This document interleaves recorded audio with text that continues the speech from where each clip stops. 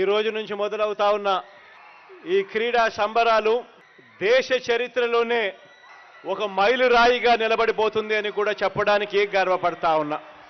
ఈ రోజు నుంచి జరిగే ఈ కార్యక్రమం మరో 47 రోజుల పాటు ఫిబ్రవరి 10వ తారీఖు దాకా ఊరూరా కూడా పండుగ వాతావరణంలో జరుగుతుంది.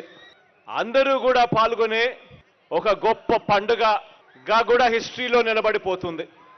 ఈ కార్యక్రమం ద్వారా 2 ప్రధానమైన ఉద్దేశాలు రాష్ట్ర ప్రభుత్వం గట్టిగా అచీవ్ చేయాలని చెప్పి ప్రయత్నం చేస్తూ ఉంది.